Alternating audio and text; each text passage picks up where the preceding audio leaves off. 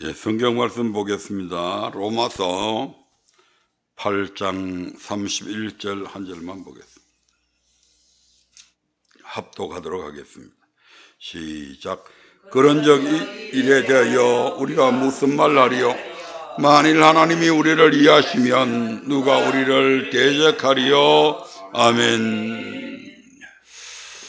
그동안 약 20번 동안 로마서 강해를 통해 8장까지 지난주에 이제 마쳤고, 그 8장 31절의 말씀, 오늘 우리에게 주신 이 본문의 말씀을 통해서 만일 하나님이 우리를 위하시면 이라고 하는 제목으로 함께 은혜를 나누려고 합니다. 만일 하나님이 우리를 이해하시기만 한다면 저와 여러분의 삶은 그 어떤 대적도 우리를 대적해 올 수 없고, 그 어떤 것들도 우리를 정죄할 수 없고, 그 어떤 것들도 우리를 하나님의 사랑에서 끊을 수 없을 것입니다. 그런데 문제는 수많은 사람들이 하나님을 믿는다고 하면서도 하나님의 위하심을 받지 못하는 그런 신앙생활을 할 때가 참 많다 이 말입니다. 오늘 이스라엘 백성의 삶이 바로 그러한 것을 이제 우리에게 보여주고 있습니다. 그래서 우리를 위하시는 우리 하나님은 어떤 분인가? 물론 우리 하나님은 창조주 하나님이시고 심판주이시고 구원자이시기도 합니다만은 이스라엘의 역사 속에 나타난 지금 하나님은 어떤 분인가를 살펴보려고 합니다. 신명기 4장 32절부터 40절의 말씀을 한번 같이 합독해서 읽어보도록 하겠습니다. 신명기 4장 32절에서 40절입니다. 시작. 내가 있기 전 하나님이 사람을 세상에 창조하신 날부터 지금까지 지나간 날을 상고하여 보라. 하늘 이 끝에서 저 끝까지 이런 큰 일이 있었느냐? 이런 일을 들은 적이 있었느냐? 어떤 국민이 불 가운데서 말씀하시는 하나님의 음성을 너처럼 듣고 생존하였었느냐? 어떤 신이 와서 시험과 이적과 기사와 전쟁과 가관성과 편팔과 크게 두려운 일로 한 민족을 다른 민족에게서 인도하여 낸 일이 있느냐? 이는 다 너희 하나님 여호와께서 애굽에서 너희를 위하여 너희의 목전에서 행하신 일이라. 이것을 내게 나타내시면 여호와는 하나님이시요 그 외에는 다른 신이 없음을 내게 알게 하리 하심이니라. 여호와께서 너를 교훈하시려고 하늘에서부터 그 음성을 너로 듣게 하시며 땅에서는 그 큰 불을 내게 보이시고 너로 불 가운데서 나오는 그 말씀을 듣게 하셨느니라. 여호와께서 내 열조를 사랑하신 거로 그 후손 너를 택하시고 큰 권능으로 친히 인도하여 애굽에서 나오게 하시며 너보다 강대한 열국을 내 앞에서 쫓아내고 너를 그들의 땅으로 인도하여 들여서 그것을 내게 기업으로 주려 하심이 오늘날과 같으니라.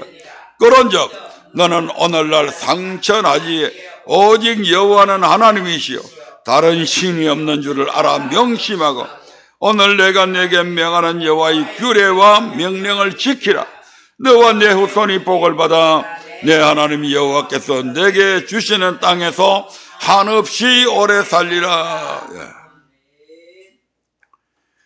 32절에 보니까 내가 있기 전 하나님이 사람을 세상에 창조하신 날부터 지금까지라는 말씀이 있는데, 이 말씀은 아담 때부터 이스라엘 백성들이 이제 출애굽해서 이 시내산에 이르기까지 이 말입니다.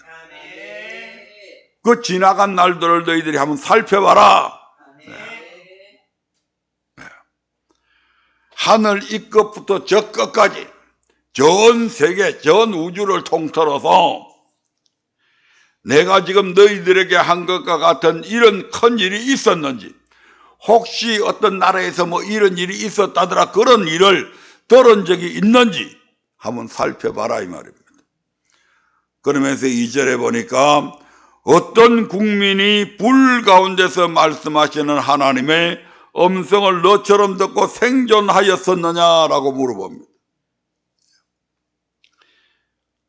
이스라엘 백성들이 시내산에 당도했을 때 하나님께서 그들과 언약 맺으시기를 요청하셨고, 그 언약을 맺기에 이스라엘 백성들이 동의를 하게 되니까 하나님께서 이스라엘 백성들에게 말씀을 하시게 되는데, 그 말씀이 얼마나 무섭고 떨렸던지 죽을 것 같은 압박을 느끼면서 그들이 이렇게 말씀합니다. 출애굽기 20장 18절 19절 봅니다. 시작. 무백성이 우레와 번개와 나팔 소리와 산의 연기를 본지라. 그들이 볼 때에 떨며 멀리 서서 모세에게 이르되 당신이 우리에게 말씀하소서 우리가 들으리이다. 하나님이 우리에게 말씀하시지 말게 하소서 우리가 죽을까 하나이다. 야, 얼마나 두려웠던지. 그런데 여기서는 이렇게 간단하게 얘기합니다마는 이 말씀을 신명기에 보면 모세가 자세하게 이 상황을 설명을 합니다. 그래서 신명기 5장 22절부터 27절의 말씀을 한번 보겠습니다. 신명기 5장 22절부터 27절입니다. 같이 읽습니다. 여호와께서 이 모든 말씀을 산이 불 가운데 구름 가운데 흑암 가운데서 큰 음성으로 너희 총회에 이르신 후에 더 말씀하지 아니하시고 그것을 두 돌판에 써서 내게 주셨느니라. 산이 불에 타며 캄캄한 가운데서 나오는 그 소리를 너희가 듣고 너희 지파의 두령과 장로들이 내게 나와 말하되 우리 하나님 여호와께서 그 영광과 위엄을 우리에게 보이심에 불 가운데서 나오는 음성을 우리가 들었고 하나님이 사람과 말씀하시되 그 사람이 생존하는 것을 오늘날 우리가 보았나이다. 이제 우리가 죽을 까닭이 무엇이니까? 이 큰 불이 우리를 삼킬 것이요 우리가 우리 하나님 여호와의 음성을 다시 들으면 죽을 것이라. 물은 육신을 가진 자가 우리처럼 사시는 하나님의 음성이 불 가운데서 바람을 듣고 생존한 자가 누구니까? 당신은 가까이 나아가서 우리 하나님 여호와의 하시는 말씀을 다 듣고 우리 하나님 여호와의 당신에게 이르신 것을 다 우리에게 전하소서 우리가 듣고 행하겠나이다 였느니라. 자세하게 나와 있습니다. 불 가운데서 나오는 하나님의 음성을, 어떤 신이 불 가운데서 말씀하는 것을 어떤 백성들이 들었다, 듣고 죽지 않고 생존했다, 이런 얘기 혹시 들어본 적이 있냐? 전 세계사를 한번 다 뒤져봐라. 네, 이런 말씀이죠. 그러면서 3절에 이런 34절에 이런 말씀을 하십니다. 신명기 4장 34절. 34절 시작. 어떤 신이 와서 시험과 이적과 기사와 전쟁과 강한 손과 편팔과 크게 두려운 일로 한 민족을 다른 민족에게서 인도하여 낸 일이 있느냐? 이는 다 너희 하나님 여호와 너희 아멘. 이 사건은 하나님께서 이스라엘 백성들을 애굽에서 인도에 내시기 전에 애굽의 땅에 10가지 재앙을 베푸셨죠. 그 10가지 재앙, 이런 것들은 외워놔야 되는데 어떤 재앙이에요? 피, 개구리, 이, 파리, 악질, 독종, 흑암, 메뚜기, 우박, 메뚜기, 그 다음에 흑암, 죽음, 이와 같은 재앙들을 베푸셨잖아요. 이 엄청난, 그러니까 하나님의 기적과 이적과 그 모든 것들을 다 동원해서 하나님이 인간의 역사 속에 직접 들어와 가지고 하나님이 애국과 이스라엘 백성들 사이에 직접 들어와 가지고 이스라엘은 보호해주고 애굽에 대해서 이렇게 신이 직접 와가지고 그들에게 피재앙을 내리고 개구리재앙을 내리고 이재앙을 내리고 파리재앙을 내리고 악질재앙, 독종재앙, 우박재앙, 메뚜기재앙, 흑암재앙, 죽음의 재앙까지 이렇게 내린 이런 전무후무한 거죠. 이는 다 너희 하나님이 여호와께서 애굽에서 너희를 위하여 어디 앞에서 너희 목전에서 행한 일이다. 네 눈앞에서 행했다 이 말입니다. 그렇게 똑똑히 받지 않냐 이 말이죠. 어디 어떤 나라에서 뭐 그런 이야기가 있었다더라 이게 아니에요. 네 두 눈으로 네 목전에서 똑똑히 봐온 사건들이다 이 말이죠.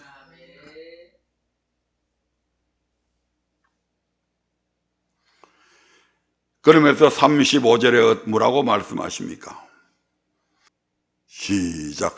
이것을 내게 나타내심은 여호와는 하나님이시요 그 외에는 다른 신이 없음을 내게 알게 하려 하심이니라. 이것을 내게 나타내신 이유는 물론 너희들을 애굽에서 구원해 내기 위한 것도 있지만 애굽의 신들은 신이 아니라고 하는 사실을 밝힌 사실이다. 애굽에 10가지 신이 있었죠. 그들에게 하나님께서 나일강을 피로 물들어 버립니다. 그들은 나일강의 수호신이 있다고 믿었습니다. 그래서 나일강을 누가 오염시키거나 그렇게 하면 그 나일강을 깨끗하게 정화시켜주고 그래서 그들이 농사 짓기에 또는 마시기에 불편함이 없는 그런 물이 되는데 그것이 그냥 되는 것이 아니고 그 나일강을 지키는 수호신이 있다고 믿었습니다. 그런데 하나님께서 나일강을 피로 물들어 버리니까 그 어떤 신도 모세가 풀어주기 전에는 하나님이 풀어주기 전에는 그 나일강 문은 피로 물들어 있었다 이 말입니다. 그러니까 그것은 신이 아니다 이 말이죠. 애굽의 사람들은 다산의 신이라고 그래서 개구리 신 헵트라고 하는 신을 섬기고 있었습니다. 그래서 그 헵트의 신이 자기들을 많이 자녀들을 잘 순산하게 만들고 그렇게 해서 자식들이 많아지면 나라가 부강해지잖아요. 그렇게 해서 그런 신을 섬기고 있었는데 하나님께서 그 나일강에 있던 모든 개구리 떼들 그들의 신이라고 믿었던 그 개구리들이 전부 다 뛰어 올라와서 잠자리에 밥상 위에 국물 위에 막 펄떡펄떡 뛰어다니니까 미칠 지경이죠. 그래서 자기들이 신이라고 섬기던 그것이 오히려 자기들을 괴롭히는 그런 것들로 나타남을 통해서 아 개구리는 신이 아니구나 하는 것을 증명하셨다 이 말입니다. 그러면 땅의 신 셉이라고 하는 신을 섬겨가지고 땅이 나쁜 곤충들로부터 자기들을 다 지켜주는 그런 셉이라고 하는 신이 있다고 믿었는데 하나님께서 그 땅의 티끌을 가지고 전부 다 이를 만들어가지고 바람에 혹 불을 날려버리니까 그것이 전부 다 사람들한테 이가 옮아져가지고 요즘에는 뭐 이가 별로 없을 때다만 옛날에 이 진짜 많았죠. 겨울철 되면 내복 벗어가지고 따뜻한 햇볕 쬐가면서 할머니들 거기 앉아서 그냥 이 잡는다고 땡땡땡땡 소리 내고 막 얼마나 가려웠지. 그들은 파리라고 하는 곤충이 자기들을 그 곤충을 다스리는 신이 있다고 믿었는데 하나님께서 그 파리 떼들을 막 온 사방에 막 보내버리니까 막 파리가 막 얼굴에 막 귀에 뭐 그 콧구멍에 달라드니까 미칠 지경이 돼서 그 파리를 물리쳐주는 그런 신도 아무 소리 그 신이 아니었다 이 말이죠. 그 다음에 뭐 악질, 독종, 악질이라고 하는 그런 구제역 같은 그런 그 전염병 같은 그런 악한 질병들. 그 다음에 독종은 우리 몸에 막 옛날에 독침 같은 거 많이 났죠. 그리고 막 고약 붙여갖고 막 떼고 이랬는데. 그런 것들. 그 다음에 뭐 우박을 다스리는 신이 있고 메뚜기 신이 메뚜기를 다스리는 신이 있고 아무 소용없었습니다. 하나님께서 하늘에서 중억만한 우박을 막 떨어뜨려 가지고 막 소가 막 머리가 깨지고 죽고 막 이런 일들이. 그래서 애굽에 있는 이 10가지 신들은 신이 아니었다. 오직 상천하지의 신은 누구밖에 없다? 하나님밖에 없다. 그리스나 로마에 가면 신이 있죠. 몇 개 있어요? 그냥 많아요. 겨우 아는 게 제우스 신, 아폴로 신이지.希腊에는 12신이 있습니다. 12명의 신이 있다고요. 그리스도 그렇고 로마도 그렇고. 그런 신들은 신이 아니다 이 말입니다. 상천하지에 누구만? 여호와만 신입니다. 그 외에는 다른 신이 없다는 것을 우리에게 보여주기 위해서 하나님께서 그 엄청난 이적과 기사와 강한 손과 편팔로 애굽을 징벌하죠. 징치하시죠.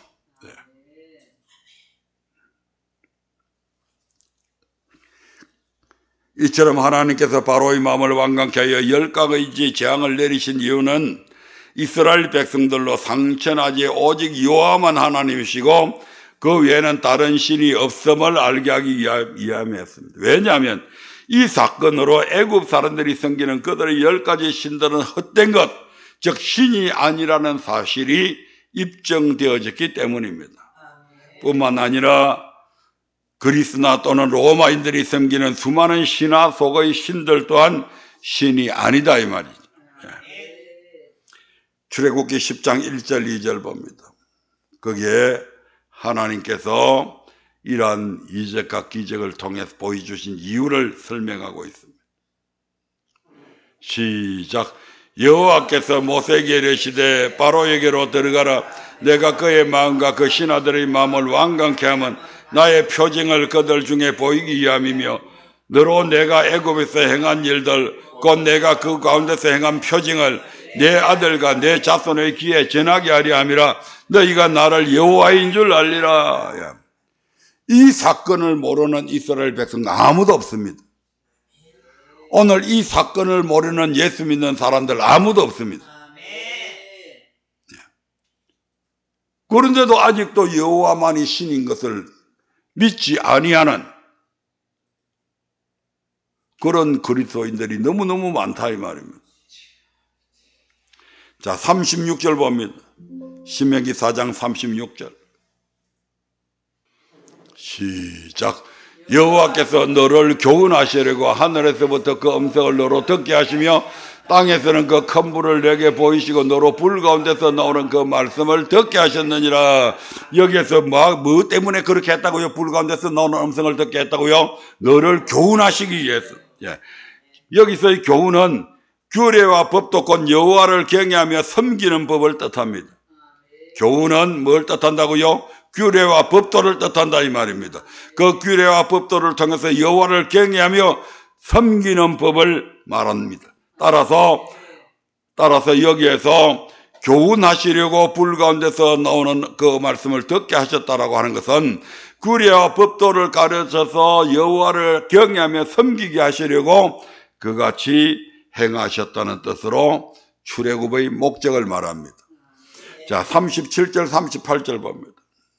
시작. 여호와께서 내 열조를 사랑하신 거로 그 후손들을 택하시고 큰 권능으로 친히 애굽에서 인도하여 애굽에서 나오게 하시며 너보다 강대한 열국을 내 앞에서 쫓아내고 너를 그들의 땅으로 인도하여 들여서 그것을 내게 기업으로 주려 하심이 오늘날과 같으니라. 그들이 열조 아브라함을 사랑하신 거로 그 후손인 아브라함의 후손인 이스라엘을 택하셨죠. 창세기 15장에 보면 그렇게 나오잖아요. 아멘.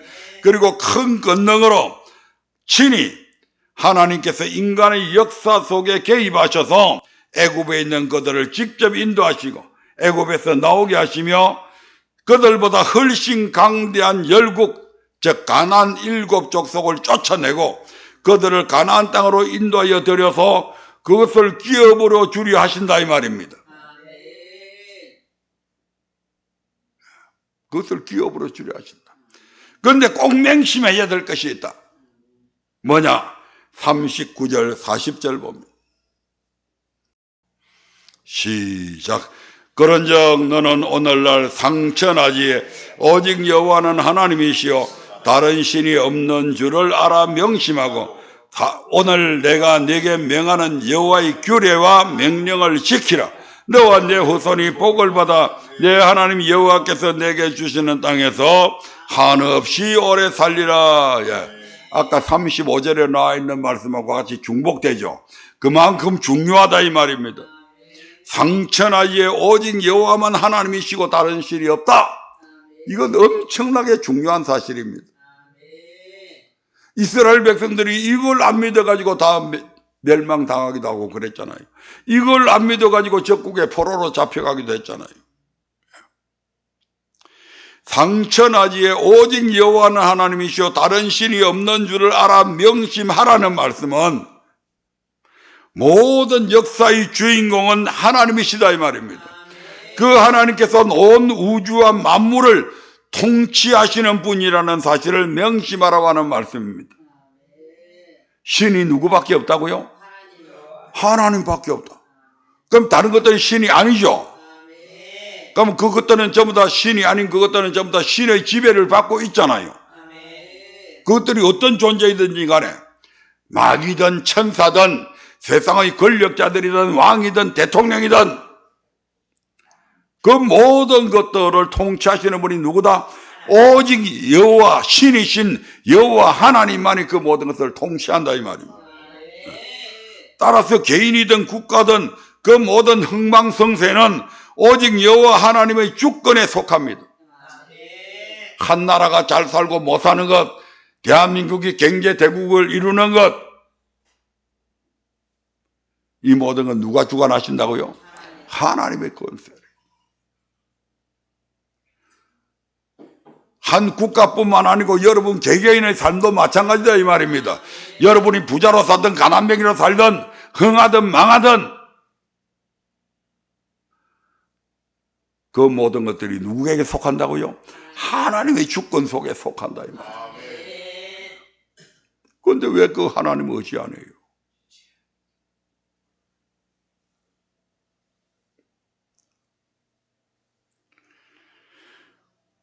우리는 그럼에도 불구하고 우리는 그 하나님의 주권을 무시하고 마치 내가 주인처럼 생각하고 행세할 때가 얼마나 많이 있습니까? 이것이 우리의 교만이고 시금방지기 짝이 없는 행위다 이 말입니다. 하나님께서 보실 때. 이런 모습에서 이제 돌이켜야 되는 거죠 이게. 그냥 듣기만 하는 게 아니고 내가 하나님 앞에 정말 그런 못된 인간이었나?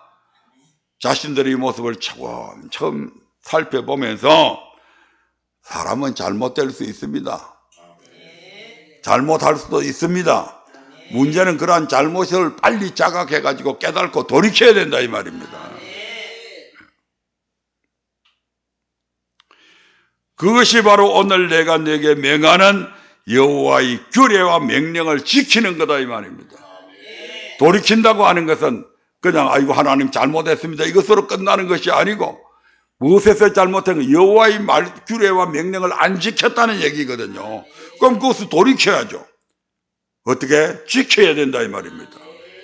그리하면 어떻게 한다는 겁니까? 너와 내 후손이 복을 받아 내 하나님 여호와께서 내게 주시는 땅에서 한없이 오래 살게 해주신다는 것이 하나님의 약속이다 이 말입니다. 이 약속은 두 가지를 다 포함합니다. 이 땅에서도 하나님께서 한없이 수를 다 누리고 죽게 하실 뿐만 아니고 저 영원한 천국에서까지 한없이 오래 사도록 영생하도록 만들어 주겠다 이 말입니다. 이것은 이스라엘 백성들이 그들이 영원히 잊지 말아야 될 생명선입니다. 그런데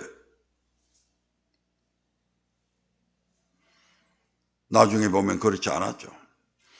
하나님은 이스라엘 백성을 애굽에서 구원하여 내실 때 우리가 아까 봤던 것처럼 단번에 역사에서 구원하신 것이 아니고 바로의 마음을 강팍하게 해가지고, 그래서 그 강팍한 것을 이유로 해서 완강케 바로의 마음이 고집 센 그 고집 때문에 애굽 땅에 10가지 재앙을 내리셨죠. 만약에 한 가지 재앙을 딱 내렸는데 바로가 딱 돌이켜서 예 하나님 알겠습니다, 이스라엘 백성 해방시켜 주겠습니다, 그러면 하나님께서 더 때릴 수 있어요 없어요? 못 때리죠. 왜? 이제 잘못해서 돌이켜서 보내준다는데.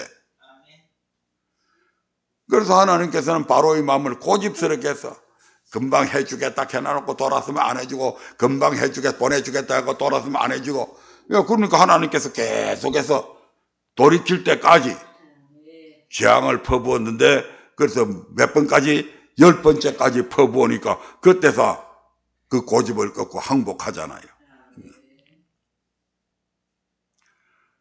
우리도 마찬가지입니다. 바로만 그런 게 아니고 우리도 하나님께서 우리에게 어려움을 주실 때 그것은 우리의 잘못을 깨닫고 돌이키라고 주시는 거거든요.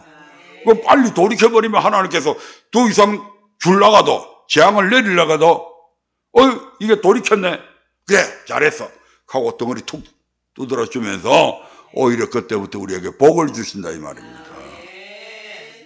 하나님 앞에 절대 고집 세면 안 돼요. 예. 그래서 10가지 재앙을 내리셨는데 본절은 그같이 행하신 1차적인 이유와 궁극적인 목적을 지금 설명하고 있습니다. 하나하나 살펴볼까요? 예. 출애굽 역사에서 하나님은 바로의 마음을 완강케 하셨습니다. 그 이유는 뭡니까? 바로 출애굽기 10장 2절에 있는 말씀이었죠. 예. 하나님의 표징고 크게 두려운 10가지 재앙을 보이고 애굽을 징치하시기 위해서 그렇게 바로의 마음을 완강케 했다 이 말입니다. 이것은 또한 창세기 15장 14절에 있는 말씀을 응하게 하기 위해서 그렇게 하신 것도 있습니다. 창세기 15장 14절에 뭐라고 했냐면 우리 이스라엘 백성들이 애굽에서 400년 동안 노예 생활을 살다가 그 다음에 애굽에서 나오게 될 텐데, 나오기 전에 하나님께서 애굽을 뭐 한다고 그랬어요? 징치하겠다고 그랬어요. 징치라 하는 징계해서 다스릴 거다. 치는 다스릴 치자거든요. 그렇게 징계를 내려서, 징벌을 내려서 다스리겠다. 그게 징치거든요. 그러니까 이제 징계를 내려야 되는데 바로가 빨리 돌이키면 안 되잖아요. 그러니까 그걸 고집 센 걸 하나님이 그대로 이용해서 그래 네 고집 부려봐 해가지고 애굽에 10가지 재앙을 내리심으로 징치하시고, 그 10가지 재앙을 통해서 또한 애굽의 신들까지도 멸해버리신 거죠. 아멘. 예. 두 번째로 바로의 마음을 완강케 하여 10가지 재앙으로 애굽을 징벌하신 이유는 신명기 4장 32절부터 35절에 보니까 이스라엘 백성으로 상천하지 오직 여호와만이 하나님이시요 그 외에는 다른 신이 없음을 알게 하기 위함이었다. 조금 전에 말씀했죠. 애굽의 10가지 신들은 신들이 아니고 오직 여호와만 신이라고 하는 사실을 이스라엘 백성들에게 알리기 위해서 그랬다 이 말이죠. 자, 세 번째 질문 들어갑니다. 10가지 재앙을 내려서 상천하지에 오직 여호와만이 하나님이시요 그 외에는 다른 신이 없음을 알게 하신 궁극적인 목적은 뭐냐? 바로 40절에 있는 말씀이죠. 하나님이 명하시는 규례와 명령을 지켜서 여호와를 경외하게 하기 위함이었다. 아멘. 그런데 불행하게도 이스라엘은 이 엄청난 사건과 교훈을 믿지 않았습니다. 그들은 하나님의 전지전능하심도 믿지 않았고 불 가운데서 나오는 교훈의 말씀도 믿지 않았습니다.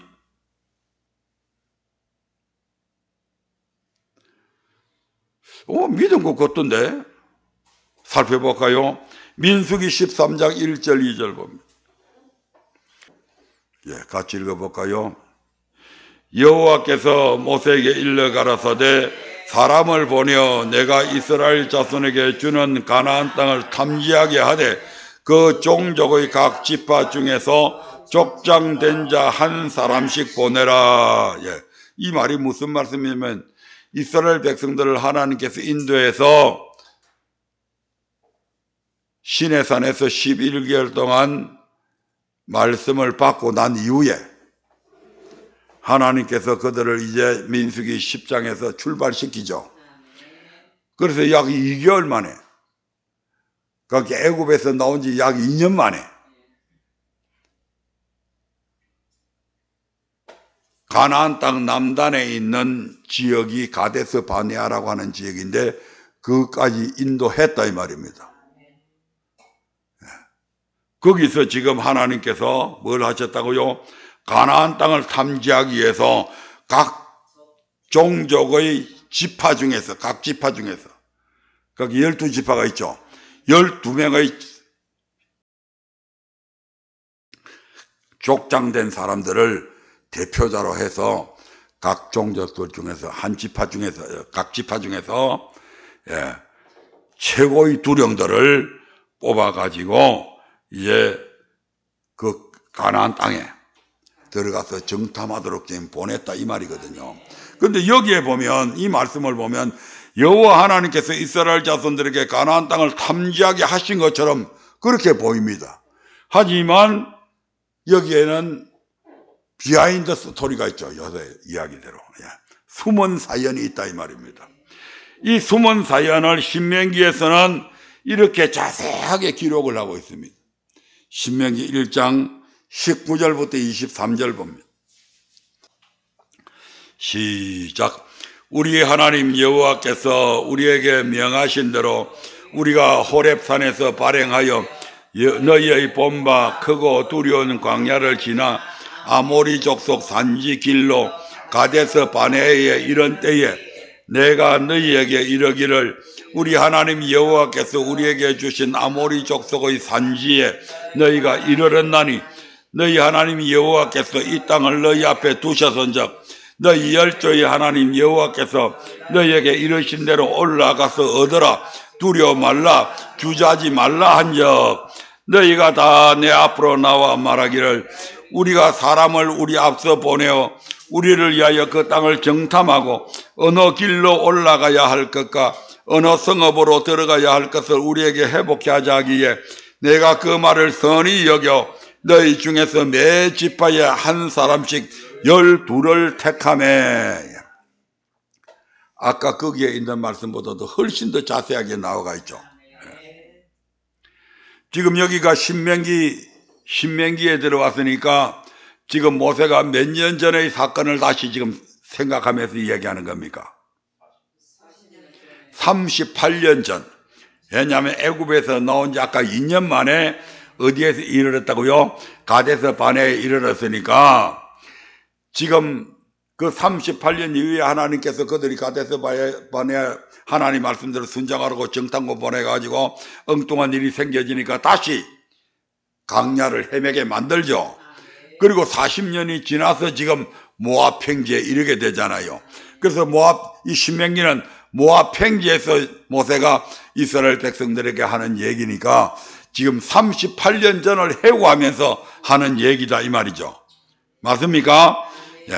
그래서 이제 가데스 바네아에 이르렀는데 모세가 뭐라고 이야기했다고요? 우리 하나님 여호와께서 우리에게 주신 아모리 족속의 산지에 이제 너희가 이르렀는데 너희 하나님 여호와께서 이 땅을 너희 앞에 두셨은즉 너희 열조의 하나님 여호와께서 너희에게 이르신 대로 말씀한 대로 올라가서 얻어라. 두려워 말라. 주저하지 말라. 그렇게 모세가 얘기했다는 거죠. 그러니까 이제 이스라엘의 두령들이 전부 다 모세 앞으로 나와가지고 뭐라고 얘기했다는 겁니까? 우리가 사람을 우리 앞서 보내어 우리를 위하여 그 땅을 정탐하고 어느 길로 올라가야 할 것과 어느 성읍으로 들어가야 할 것을 우리에게 보고하게 하자. 예. 그래서 이 모세도 그 말이 정말 옳구나. 그럴듯해 보이잖아요. 인간의 생각으로 볼 때는 하나님의 명령제 시켜놓고 인간의 판단으로 볼 때는 그래 우리가 처음 가보는 땅이니까 어느 땅이 농사 짓기에 좋고 어느 땅이 기름지고 어느 땅이 척박하고 어느 곳이 산지고 어느 곳이 논밭인지 그런 거 미리 파악도 하고 또 가보니까 그쪽 가나안 땅에 지금 살고 있는 그 7 가나안 족속들이 어떻게 살고 있는지 그들이 성벽은 튼튼한지 우리가 그러면 어디로 쳐들어가는 게 좋을지 이런 거 먼저 살펴보는 거 좋잖아요. 그래서 이제 그들이 정탐부터 합시다라고 하니까 이 모세조차도 그 말에 깜빡하고 넘어가 버린 거예요.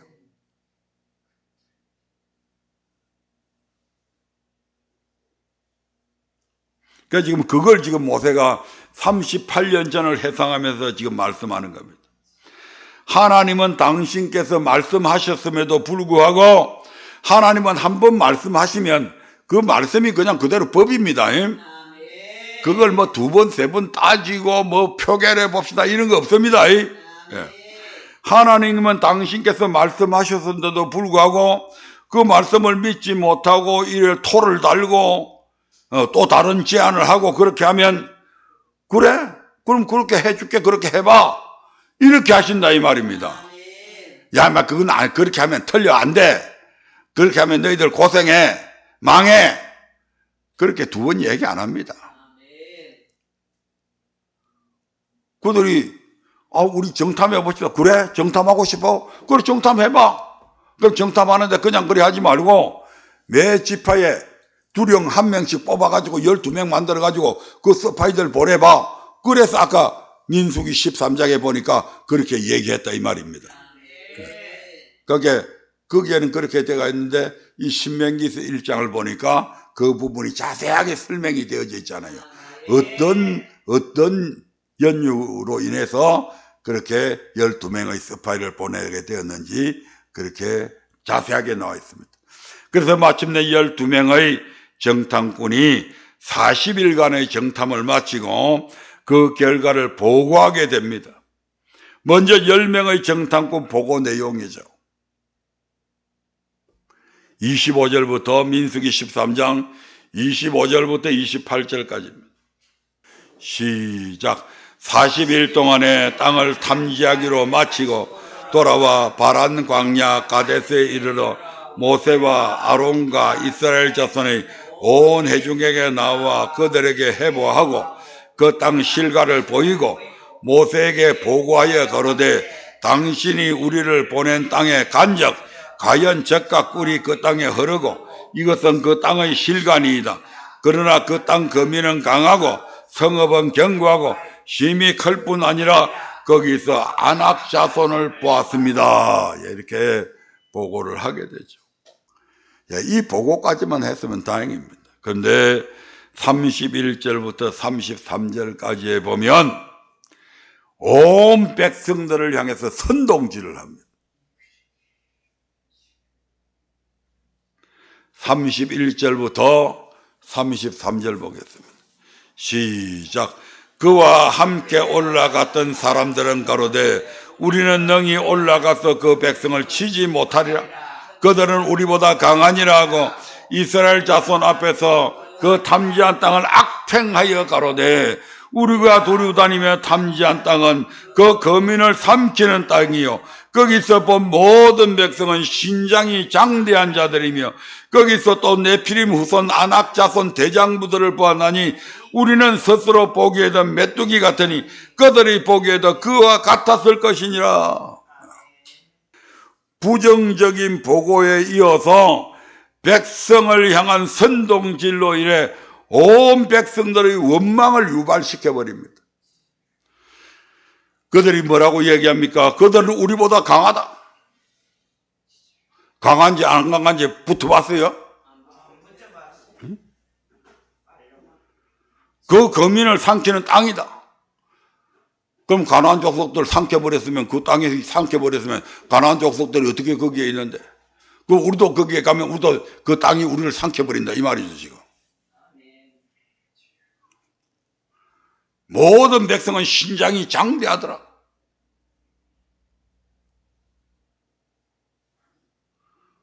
자기들 눈에만 그렇게 보였는지 모르겠지만 나중에 전쟁할 때 보면 그렇게 뭐 장대한, 그렇게 신장이 장대한 그런 사람들만 다 있는 것도 아니었잖아요. 네피림 후손 아낙 자손 대장부들을 보았다. 네피림 후손 아낙 자손 대장부 거인들 봤다 이 말이죠. 몇 명을 봤는지 모르겠습니다만은, 그러나 나중에 그 이스라엘 백성들이 요 민수기 21장에 보면 그 아모리 왕 시온, 그 다음에 바산왕 옥을 죽이죠. 그런데 그때도 거인은 바산왕 옥하고 아모리 왕 시온 둘밖에 없어서 각기 다른 나라인데, 바산왕 옥은 아마 성경학자들이 이야기할 때 골리앗보다도 훨씬 더 컸다고 얘기해요. 골리앗 신장이 2m 70이었는데 바산왕 옥은 거의 4m라. 왜냐하면 거의 철침상이 3m가 넘고 옆으로 넓이가 180, 거의 2m 정도 되었으니까 엄청난 거인이죠. 근데 그 나머지 뭐 거인들이 뭐 나타나가지고 이런 것은 없었어. 그렇잖아요. 그러니까 여기에도 엄청난 가장들이 있었다 이 말입니다. 그리고 자기들이 뭐 같았다? 우리는 그 사람들에 비하니까 메뚜기 같더라. 그렇게 해서 백성들한테 야, 그러면 우리는 저 땅에 들어갈 수도 없고 결국 죽을 수밖에 없구나. 그렇게 해가지고 이스라엘 백성들을 온 백성들이 이제 밤새도록 울부짖으면서 대성통곡을 하고 지금 원망을 하게 되잖아요. 민수기 14장 1절부터 보면 4절까지. 민수기 14장 1절부터 4절입니다. 시작. 온 회중이 소리를 높여 부르짖으며 밤새도록 백성이 곡하였더라. 이스라엘 자손이 다 모세와 아론을 원망하며 온 회중이 그들에게 이르되 우리가 애굽 땅에서 죽었거나 이 광야에서 죽었다면 좋았을 것을 어찌하여 여호와가 우리를 그 땅으로 인도하여 칼에 망하게 하려 하는고 우리 처자가 사로잡히리니 애굽으로 돌아가는 것이 낫지 아니하랴. 이에 서로 말하되 우리가 한 장관을 세우고 애굽으로 돌아가자 하매. 참 기가 막힌 버릇이. 애굽으로 돌아가자. 이제 예수 안 믿고 그냥 세상에 나가서 막 뭐 세상 사람들처럼 멋대로 살자. 지금 이 말이잖아요. 우리 하나님 못 믿겠다. 우리를 애굽에서 나오게 해가지고 애굽보다 지금 더 험한 곳으로 우리를 집어넣어가지고 그곳에서 우리를 죽이려고, 우리 처자를 다 죽이려고 하나님이 우리를 애굽 땅에서 인도해냈다. 차라리 애굽 땅에서 우리가 죽었거나 이 광야에서 차라리 우리가 죽었다면 좋았을 것을 나중에 하나님께서 네 말한 대로 내가 해줄게 해가지고 그들이 광야에서 다 죽을 때까지 광야에서 헤매게 만듭니다. 너희가 내한테 내 귀에, 너희 말이 내 귀에 들린 대로 내가 해줄게. 하나님 그렇게 말씀하시잖아요. 그런데 광야에서 죽게 해줄게. 그렇게 해서 이스라엘 백성들이 38년 동안 출애굽 1세대들이 다 망하기까지 38년 동안 뺑뺑이 돌린 거잖아요.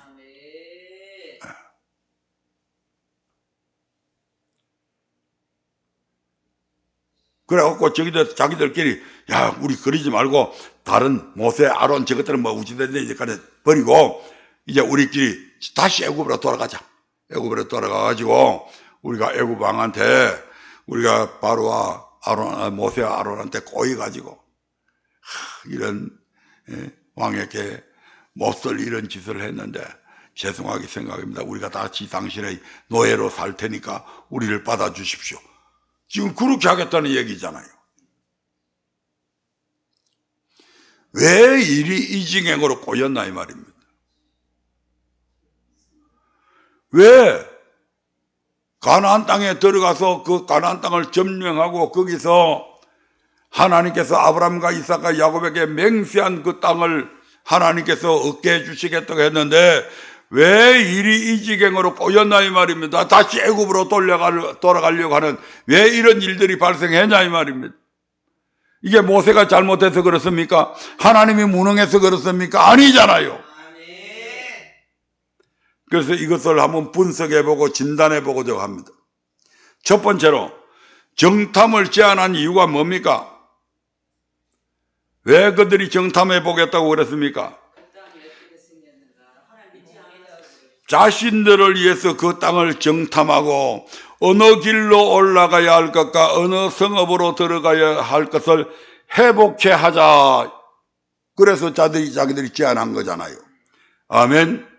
근데 따지고 보자 이 말입니다. 문제가 자기들이 말이 지금 얼마나 잘못됐냐면 여태껏 그들을 인도해 오신 분은 누구셨어요? 여호와 하나님이셨잖아요. 또 그들을 가나안 땅을 인도하실 것도 하나님께서 약속하셨잖아요.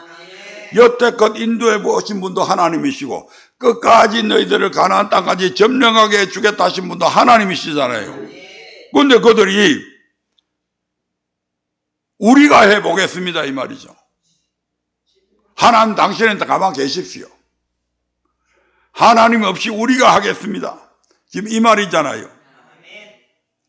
여태껏 하나님이 다 그들을 자신들이 지금 요 가데스 바네아까지 오기까지 어느 길로 가서 우리가 가데스 바네아까지 간다 알고 왔습니까? 몰랐잖아요. 그들을 여태껏 인도하시고 적들을 물리쳐 주시고 먹을 양식을 주시고 지금 이 시간까지도 먹을 양식을 하늘에서 내려주시고 마실 물을 반석에서 깨뜨려 주신 분이 하나님이신데 그 하나님은 제껴놓고 우리 자신들을 위해서 우리가 그 땅을 정탐하고 어느 길로 올라가야 할 것과 어느 성읍으로 들어야 할 것을 우리가 알아보자. 그 하나님 믿는 거 아니잖아요. 여태껏 누가 인도하셨는지 한번 살펴볼까요? 출애굽기 23장 20절 봅니다. 출애굽기 23장 20절 시작. 내가 사자를 내 앞에 보내어 길에서 너를 보하여 너로 내가 예비한 곳에 이르게 하리니 누가 예비한 거뇨? 하나님께서 예비한 곳에 그들을 보호해서 하나님의 사자, 하나님의 천사를 네 앞에 보내가지고 길에서 너를 보호해 주기도 하고 또 하나님께서 예비한 그곳으로 너를 인도하겠다. 23절 볼까요? 시작. 나의 사자가 내 앞서 가서 너를 아모리 사람과 헷 사람과 브리스 사람과 가나안 사람과 히윗 사람과 여부서 사람에게로 인도하고 나는 그들을 끊으리니. 가나안 땅 7 족속을 누가 천사가 너희들보다 앞서 가가지고 이들을 다 끊어놓겠다. 아멘. 그들과 대신 싸워서 그들을 끊어놓겠다고 지금 말 약속하잖아요. 27절 볼까요? 시작. 내가 내 위엄을 내 앞서 보내어 너의 이를 곳의 모든 백성을 파하고 너의 모든 원수로 너를 등지게 할 것이며 내 위엄을 네 앞서 보내겠다. 사자들을 미리 보내가지고 너의 이를 곳의 그 모든 백성을 파해버리겠다. 미리 쳐버리겠다 이 말입니다. 누가요? 하나님이. 너의 모든 원수로 너를 등지게 하겠다. 적이 오는데 등을 정지한다는 건 도망간다는 얘기잖아요. 그래서 혼비백산해갖고 아이고 이스라엘 백성들이 쳐들어왔다 빨리 도망가자. 도망가게 만들어버리겠다 이렇게 약속하셨잖아요. 34절 볼까요? 32장 34절. 이스라엘 백성들이 금송아지 만들어놨고 숭배한 이후에 하나님께서 내가 이것들을 다 이 백성들을 내려버리고 모세 너를 통해서 내가 한 백성을 만들어가지고 가나안 땅에 들어가게 해줄게 라고 하던 그 장면입니다. 그런데 모세가 하나님 앞에 제발 살려달라고 그렇게 애원해서 하니까 하나님께서 좋다. 내가 네 얼굴 봐서 내가 이번만 용서해 줄게 해가지고 이제 이런 말씀을 하시죠. 시작. 이제 가서 내가 네게 말한 곳으로 백성을 인도하라. 내 사자가 네 앞서가리라. 그러나 내가 보응할 날에는 그들의 죄를 보응하리라. 예. 여기서도 내 사자가, 하나님의 천사가 네 앞서갈 것이다, 이렇게 말씀하잖아요. 출애굽기 33장 2절 봅니다. 시작. 내가 사자를 내 앞서 보내어 가나안 사람과 아모리 사람과 헷 사람과 브리스 사람과 히 사람과 여부서 사람을 쫓아내고. 민수기 10장 33절. 시작. 그들이 여호와의 산에서 떠나 3일 길을 행할 때에 여호와의 언약궤가 그 3일 길 앞서 행하며 그들의 쉴 곳을 찾았고. 아멘. 광야에서 어느 지점에 머물러야 될 것까지도 누가 했다고요? 하나님께서 앞서가서 다 그들이. 여기에 백성들이 지금 거의 300만이 되니까 아무 데서나 귀가할 수 없고 거기에서 쉴만한 곳을 하나님이 미리 찾아가 가지고 천사들을 미리 보내 가지고 그 3일길 앞서서 언약궤가 가가지고, 언약궤가 서면 파킹하면 모든 백성들이 파킹하잖아요. 이렇게까지 모든 것을 하나님이 다 하셨다, 이 말입니다. 신명기 1장 30절부터 33절 한번 볼까요? 신명기 1장 30절부터 33절. 우리 하나님이 이스라엘 백성들을 어떻게 할 것인지. 시작. 너희 앞서 행하시는 너희 하나님 여호와께서 애굽에서 너희를 위하여 너희 목전에서 모든 일을 행하신 것 같이 이제도 너희를 위하여 싸우실 것이며 광야에서도 너희가 당하였거니와 사람이 자기 아들을 아음같이 너희 하나님 여호와께서 너희의 행로 중에 너희를 안으사 이곳까지 이르게 하셨느니라 하나 이 일에 너희가 너희 하나님 여호와를 믿지 아니하였도다. 그는 너희 앞서 행하시며 장막 지을 곳을 찾으시고 밤에는 불로 낮에는 구름으로 너희 행할 길을 지시하신 자니라. 누가 그들을 인도했다는 얘기입니까? 여호와 하나님이. 얼마나 세밀하게, 얼마나 자세하게. 한 명, 두 명도 아닌 거의 300만이나 되는 그들이 개나리 보침 치고 수레를 끌고 그 험한 광야를 지나오는 그 모든 날 동안 우리 하나님께서 그들을 좀 잠시도 떠나지 아니하시고 늘 함께 하시면서 인도하시고 보호하시고 적들을 물리쳐 주시고 그걸 가리켜서 뭐라고 해요? 사람이 자기 아들을 아는 같이 너희 하나님 여호와께서 너희의 행로 중에 너희를 안아가지고 이곳에 이르게 했다. 출애굽기 19장 4절에 보면 하나님께서 이스라엘 백성들을 시내산까지 인도할 때에 어떻게 인도했다고 그래요? 한번 볼까요? 출애굽기 19장 4절 시작. 나의 애굽 사람에게 어떻게 행하였습니까?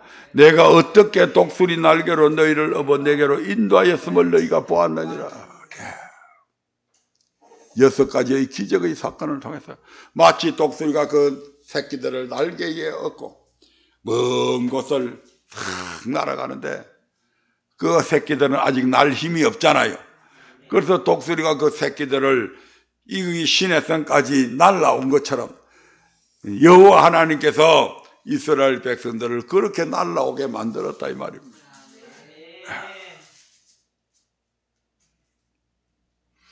이처럼 동서남북을 분간 못하는 어린아이 마냥 우매한 백성들을 지금까지 인도하시고 대신 싸워주신 하나님을 버리고 자신들의 수단과 방법 그 보잘것 없는 힘으로 가나안 땅을 정복하겠다는 이 무지의 소치가 하나님 보시기에 얼마나 가소롭고 어이없는 일이었겠는가 싶습니다. 하지만 문제는 이들이 아니라 바로 우리 자신입니다. 왜냐하면 지금 이 이스라엘의 백성들의 모습이 또 우리의 자상이다 이 말입니다. 우리의 모습이 이러하다 이 말입니다. 여태껏 하나님께서 우리를 인도하시고 보호하시고 지키시고 예수 믿게 만들어주고 하나님을 아버지라 부르게 만들어주고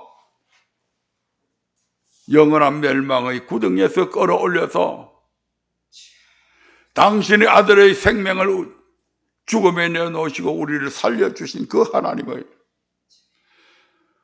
삶에 있어서 하나님을 제껴버리고 내가 이렇게 하겠습니다.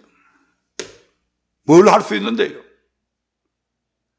여러분 스스로 사업에 성공할 수 있습니까? 여러분 스스로 부자 될 수 있습니까? 여러분 스스로 출세할 수 있습니까? 여러분 스스로 권력을 가질 수 있습니까? 뭘 할 수 있어요? 하나님이 허락지 아니하시면 우리가 뭘 할 수 있냐고요? 그런데 왜 자기 힘대로, 자기 방법대로, 자기 수단대로 하려고 그러냐 이 말입니다.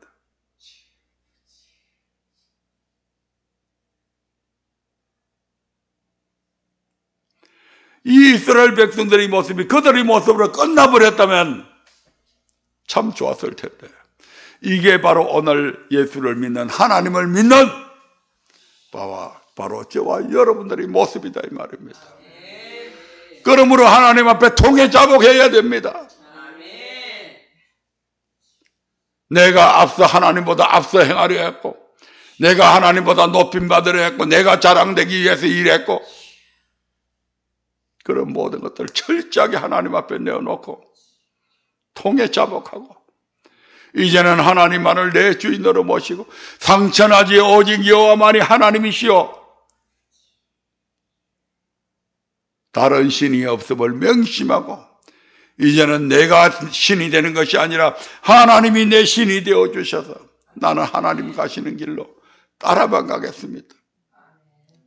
그래서 여러분들이 일하려고 하지 말고 하나님으로 하여금 여러분들을 위해서 일하시게 만들어 이 말입니다. 우리가 할 수 있는 일은 한계가 있지만 하나님이 하시는 일은 무한대잖아요. 그분이 일하시도록 자꾸 만들어 드려야 되는 거예요. 그분이 내 안에서 강하게 역사하실 수 있도록 우리가 우리의 욕심을 버리고 우리 속에 그분이 우리를 이끌어 가도록 만드셔야 된다 이 말이에요.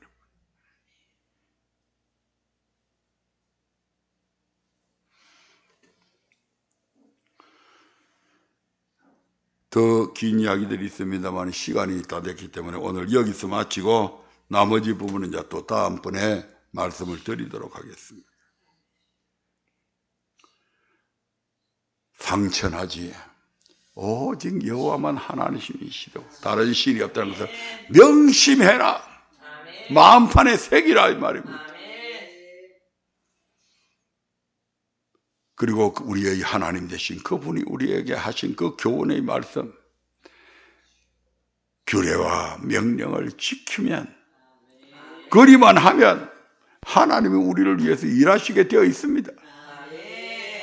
그리하면 끝나는 거지 뭐. 그리하면 못할 것이 없는 것이 되는 거죠. 이 한 해 동안 나는 과연 하나님을, 그런 하나님을 모시고 살아왔는가? 아니면 그 하나님을 무시하고 그저 내가 앞서서 모든 일을 행하려 했는가를 다시 한번 돌아보면서 새해를 맞이할 때는 정말 하나님이 내 주인이 되고 내 하나님이 되고 나의 전능하신 분이 되고, 그래서 그분이 나를 위해서 일하시는 것을, 여호사밧이 하나님께서 전쟁하시는 것을 구경만 하고 있었듯이 우리를 성립케 하시는, 우리를 부유하게 만드시는 그런 하나님을 경험하면서 살아가자 이 말입니다.